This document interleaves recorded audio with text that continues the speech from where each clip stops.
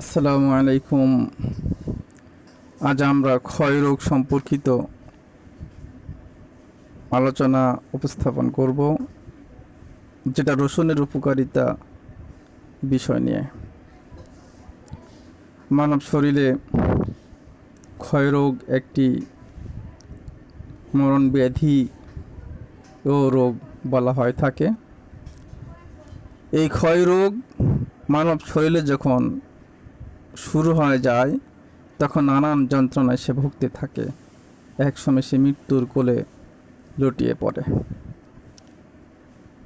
কারো কোমরে, ঘাড়ে, বাহুতে, হিটায়, পায়ের তলায়, বিভিন্নভাবে পেটে অর্থাৎ শরীরের যে কোনো জায়গায় এই ক্ষয়রোগটি সৃষ্টি হতে পারে। এই ক্ষয়রোগ থেকে আমাদের বাঁচার উপায় বিজ্ঞানীরা অর্থাৎ চিকিৎসা বিজ্ঞান থেকে যেই তথ্যগুলি উপস্থাপন করা হয়েছে বইয়ের মাধ্যমে, চিকিৎসা বিজ্ঞান সম্পর্কিত আলোচনার মাধ্যমে আমি তা উপস্থাপন করার কিছু হলেও চেষ্টা করব। তা আসুন, রসুন। এখানে রসুনের ক্ষীর, রসুনের ক্ষীরটা কি? এই রসুনের ক্ষীর রসুনকে প্রক্রিয়াজাতকরণ করে একটি নির্দিষ্ট নিয়মে,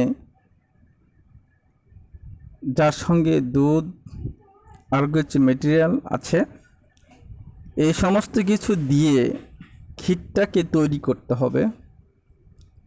এই ক্ষীর শুধু ক্ষীরই থেকে যায় না, এটি ক্ষয় রোগের জন্য একটি ঔষধ রূপেও পরিচিতি লাভ করেছে।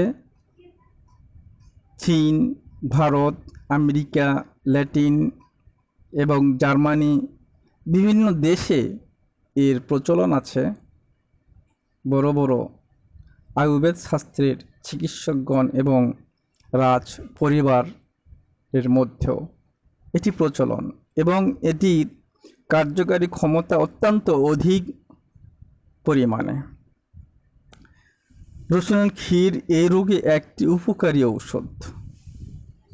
চীন ও ভারতীয় চিকিৎসা পদ্ধতিতে রসুনের রসের ঘন ক্ষীর খাওয়ার কথা উল্লেখ আছে। তাছাড়া এই ক্ষীর যে ক্ষয়রোগ উপকারী যে কথার প্রমাণ আজও দেখতে পাওয়া যাবে আমেরিকার বুস্টান নগরের জাদুঘরে। খ্রিস্টপূর্ব 500 বছর আগেকার একটি ভূর্জপত্রে সংস্কৃত অক্ষরে লেখা রয়েছে রসুনের ক্ষয় রোগে নিবারণের কথা। সেই সঙ্গে লেখা রয়েছে চিকিৎসা পদ্ধতির বিবরণ। তাহলে এই রসুন সম্পর্কিত অনেক কথা আছে। অত কথার মধ্যে আমি না গিয়ে আপনাদের যেটা বলি, যে এই রসুনের ক্ষীর সাধারণ মানুষ কি হয়, সুস্থ শরীরে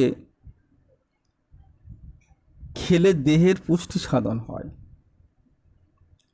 এই ক্ষীরটা নিয়মতান্ত্রিকভাবে পরিমাণ মতো যদি আপনি খেতে পারেন, তাহলে দেহের পুষ্টি সাধন হয় ও শরীরে বল আসে। শরীরে বেশি বয়স পর্যন্ত কর্মক্ষম থাকে। অর্থাৎ